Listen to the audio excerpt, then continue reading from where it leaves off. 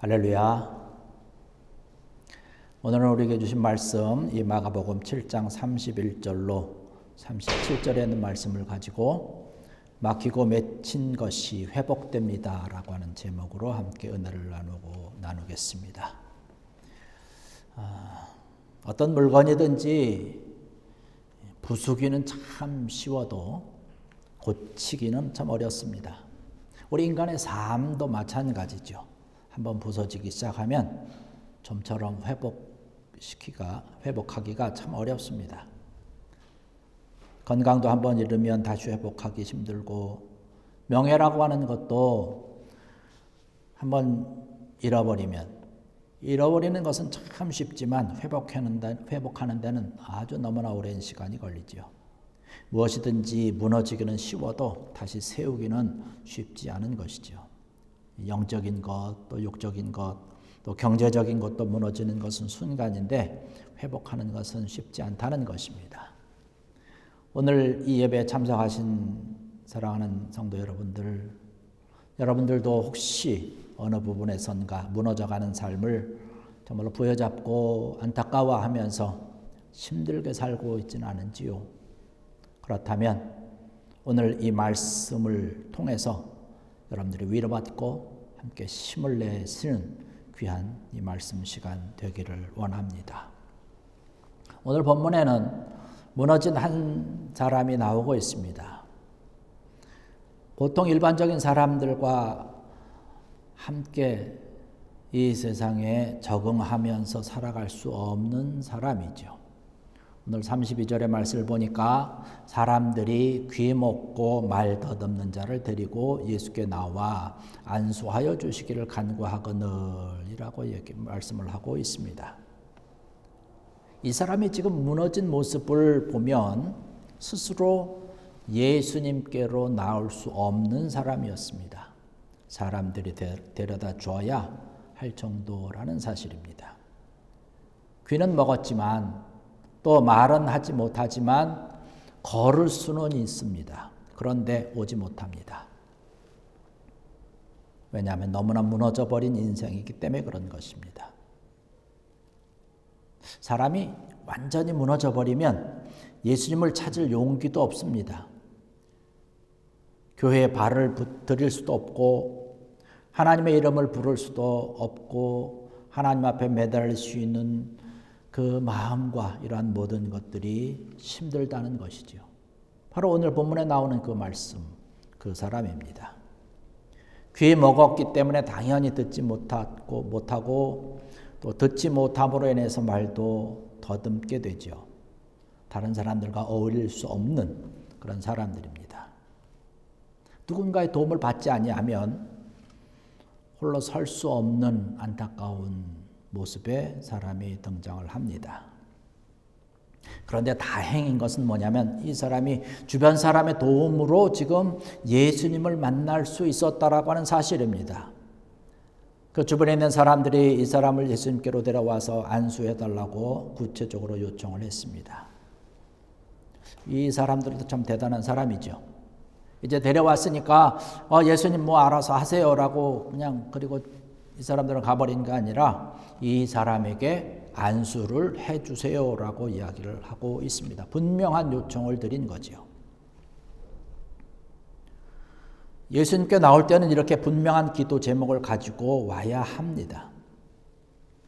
예수님께서는 이런 사람들을 그냥 보내지 않습니다. 기도 요청이 분명한 사람은 그만큼 구체적인 응답을 받습니다. 오늘 33절에 보니까 예수님의 반응이 거기 기록되고 있습니다.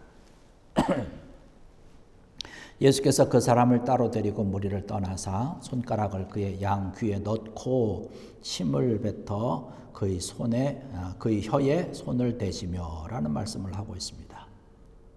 우리가 이 말씀을 좀 생각을 하면서 은혜를 좀 나누고자 하는데, 여기서 우리가 주목할 수 있는 것은 뭐냐면 그 사람을 따로 데리고 무리를 떠났다는 것입니다. 사실 이 사람을 여기까지 데려다 준 사람은 주변에 있는 그런 사람들이죠.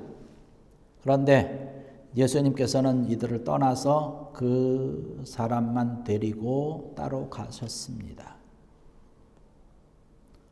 사람들이 데리고 왔는데 그 사람을 떠난 것이죠.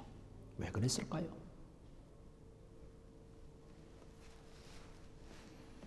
사람들이 데려왔고 사람들이 예수님께 안수해 달라고 했으니까 그들이 보는 앞에서 고쳐줘도 될 것 같았습니다. 그런데 예수님은 이 사람만을 데리고 따로 가셨습니다. 여러분, 이 부분 이상하게 생각되지만 실은 이 부분이 은혜가 되는 장면이라는 사실입니다. 여러분 한번 생각을 해보시고 그 상황을 한번 이렇게 머릿속에 그려보십시오. 예수님께서 이 사람을 따로 데리고 가실 때에 어떻게 하고 가셨을까요? 손짓으로 나를 따라오라고 신용을 하면서 그냥 앞서 가셨을까요? 아니면 제자들에게 데려오라고 얘기를 하시고 앞서 가셨을까라고 하는 것이에요. 아니면 옆에 나란히 서서 이 사람과 걸음을 맞춰서 가면서 손을 잡거나 어깨동무를 하면서 가셨을까요? 여러분 어떤 모습이 그려지는지요? 오늘 33절에 보니까 예수께서 그 사람을 따로 데리고 라고 하는 말씀을 하고 있습니다. 예수님께서 그 사람을 따로 데리고 가신 것이에요. 직접 그 사람을 데리고 가신 것입니다. 그리고 옆에서 손을 잡거나 어깨동무를 하면서 갔을 것 같습니다. 아마 그렇게 하셨겠지요. 그 시대에는 많은 사람들이 불구자는 사람 취급을 하지 않는 시대입니다. 장애인이나 불구자 보기를 무슨 동물 보듯 하는 시대였습니다. 사람들이 손가락질하고 멸시하고 사람 대접 한번 받지 못하면서 살았을 것입니다. 그런데 지금 예수님께서 자기 옆에서 같이 걸으면서 친구처럼 보조를 맞추고 손을 잡거나 어깨동무를 하면서 조용한 곳으로 데리고 갔습니다. 그 가면서 이 사람이 어떠한 마음이었을까요? 어떤 생각에 잠겼을까요? 같은 사람이지만 다른 사람에게 정말로 사람 대접받지 못하고 살았고 무시받으면서 살았던 이 사람, 정말로 지금까지 철저한 무관심 속에서 버려진 인생이라고 느끼면서 살아가지 않았을까 하는 것입니다. 그런데 지금 예수님께서 말씀은 하지 않지만 이 사람에게 하시는 말씀은 뭐냐면 당신은 다른 사람과 다르지 않다는 것입니다. 버려진 인생이 아니고 당신도 역시 귀한 존재라고 하는 사실을 말씀하고 계시는 것이죠. 이러한 메시지를 주는 것이에요. 같이 손잡고 어깨동무하면서 다정하게 걸어가시는 그 모습에서 이러한 메시지를 던지면서 아마 이 사람이 그런 것을 느끼지 않았을까요? 예수님께서, 내가 말로만 듣던 그 예수님께서 내 옆에서 지금 같이 걷고 계시는구나 라고 하는 이러한 기분이 들었을 것으로 생각이 됩니다. 그렇습니다. 예수님은요, 우리가 어떤 상황이든지 어떠한 형편이든지 내 상황과 형편과 나의 모습에 상관없이 나와 나의 손을 잡고 나와 어깨동무를 하면서 옆에서 함께 걷고 계시는 주님인 것을 우리는 믿어야 됩니다. 그리고 또 오늘 이 본문 말씀 가운데서 우리가 또 생각해 볼 수 있는 것은 예수님의 치료의 방법입니다. 오늘 말씀을 보니까요, 손가락을 그의 양귀에 넣고 침을 뱉어 그의 혀에 손을 대시며 라고 했습니다. 요즘 우리가 생각을 하기에는 정말로 이해하기 어려운 그런 장면일 수 있지만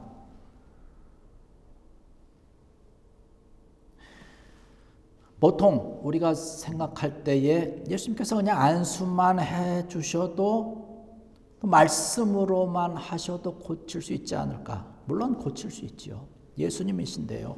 예수님이 하시는 일인데 뭐가 안 될 것이 없지 않습니까?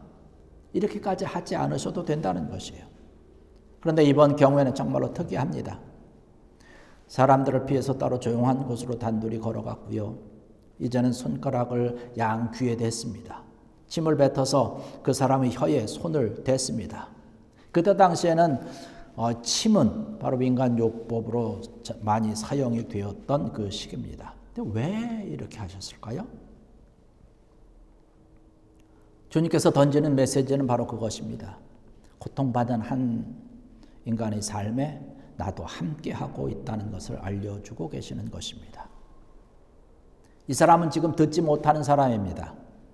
말하지 못하는 것 때문에 답답함과 고통스러운 그 모습을 하고 있는 것인데 이 사람에게 두 귀를 만져주시고 혀에 손을 대심으로 인해서 그가 겪는 고통에 나도 지금 같이 하고 있다라고 하는 것을 말씀하고 계시는 것이고 듣지 못하기 때문에 말씀으로 하지 아니하시고 만져주셨습니다.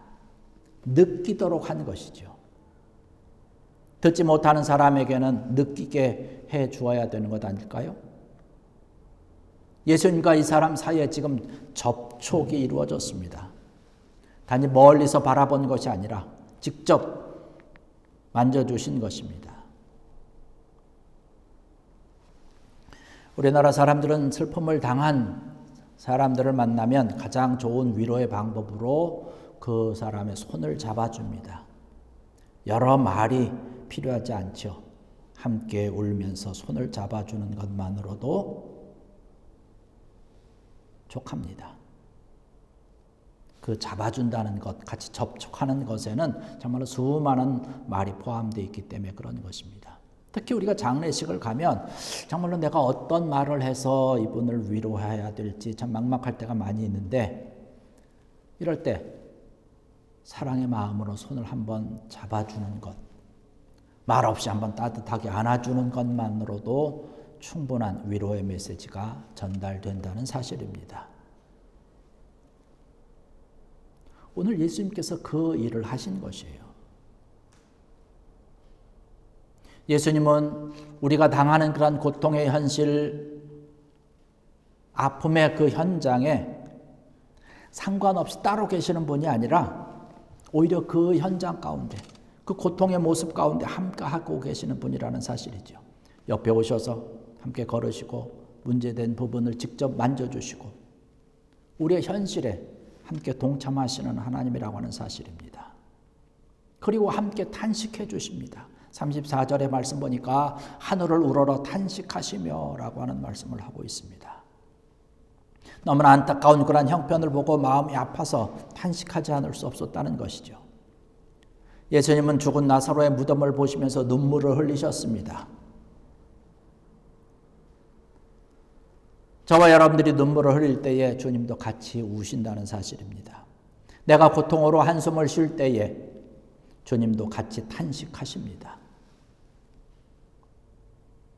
우리의 고통이 예수님 자신의 고통으로 느껴졌기 때문에 그런 것이죠. 예수님의 탄식과 눈물은 바로 예수님께서 우리의 삶에 함께 동참하고 있다는 증거입니다. 더구나 하늘을 우러러 탄식하셨습니다. 이 사람의 지금 고통과 어려움 가운데 처한 그 상황은 하나님께서 의도하신 것이 아니기 때문에 그런 것이에요. 하나님도 우리의 인간들이 이렇게 어렵게 힘들게 고통 가운데 살아가는 것을 원하지 않으십니다. 하나님의 뜻이 아니죠. 예수님께서 탄식하셨다라고 하는 이야기는 하나님이 의도하신 것도 아닌데 그렇게 살 수밖에 없는 인생에 대한 그 사람에 대한 탄식을 하고 계신 것이죠. 저와 여러분들은 이런 안타까운 모습으로 살아가도록 창조되지 않았습니다. 하나님의 복을 누리면서 살아가도록 만들어졌죠. 하나님의 형상을 닮았다라고 하는 것이 바로 하나님의 은혜와 하나님의 사랑과 하나님의 복된 모습으로 살아가도록 창조된 것이죠. 그런데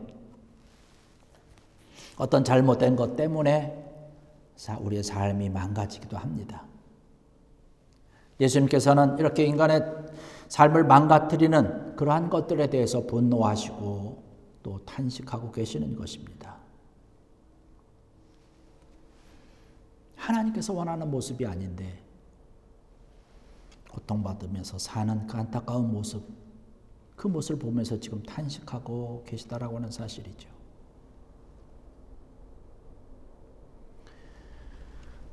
우리가 탄식하며 안타까움을 가지고 눈물을 흘리면서 때로는 잠 못 이룰 때에, 또 불안할 때에, 때로는 분노할 때에, 때로는 정말 억울해할 때에 예수님도 함께 느끼시며 내 삶에 함께 동참하시는 줄 믿습니다.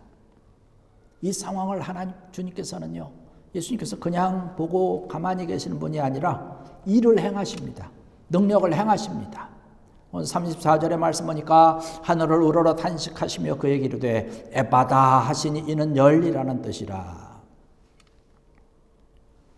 주님께서 갖고 계시는 하늘과 땅의 권세로, 하늘과 땅을 가진 그 권세로서 명령하고 계시는 거죠. 에바다, 열려라. 그 능력의 말씀이 선포되자 그 사람의 귀가 열리고 입이 풀어졌습니다. 듣지 못하고 말하지 못하던 것이 정상으로 회복된 것이죠.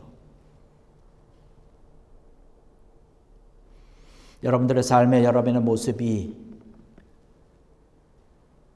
열려지는 귀한 은혜가 있기를 주의 이름으로 간절히 부탁을 드립니다. 이 사람이 왜 이렇게 탄식하는 인생이 될 수밖에 없었을까요? 바로 사탄의 속박 때문입니다. 여기 35절의 말씀 보면 그의 귀가 열리고 혀가 맺힌 것이 곧 풀려 말이 분명하여졌더라 라고 얘기를 하고 있습니다. 여기서 맺힌 것이라고 하는 단어의 원어적인 뜻은요, 사탄이나 귀신에게 매여 있는 것을 뜻합니다. 하나님께서 계획하신 것이 아니고 사탄과 마귀가 듣지 못하도록, 말하지 못하도록 이렇게 만든 것이죠. 그런데 사람들이 이것이 원인인 줄을 모르고 있습니다. 그냥 당하고 살아가고 있는 거죠. 운명처럼 받아들이고 살아가고 있습니다.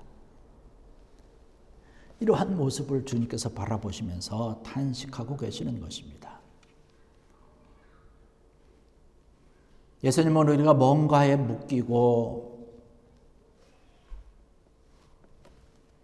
정말로 힘들어하며 정상적인 삶을 살지 못할 때 가장 아파하시는 분이십니다. 그래서 주님을 찾는 자에게 능력을 행하셔서 고쳐주십니다. 안수하여 달라고 주변에 있는 사람들이 그 사람을 바라보고 간구하고 요구할 때에, 주님을 찾을 때에 주님께서 고쳐주신 것이죠. 많은 사람들이 이렇게 살아가고 있습니다. 뭔가에 묶여 있고 자유하지 못하게 살아갑니다. 바로 하나님의 말씀을 들어야 할 귀가 막혀 듣지 못하고 있습니다. 세상 얘기는 너무나 재밌게 들어요. 그러나 정작 들어야 될 하나님의 음성은 듣지 못합니다. 가지 말라는 길로만 가고 하지 말라는 일만 하게 됩니다. 망할 길을 찾아서 목숨을 걸며 정말로 그게 최선인 줄 알고 달려갑니다. 죽음으로 가는 길이 정말로 멋있게 보이기도 하죠. 죄가 아름다워 보입니다.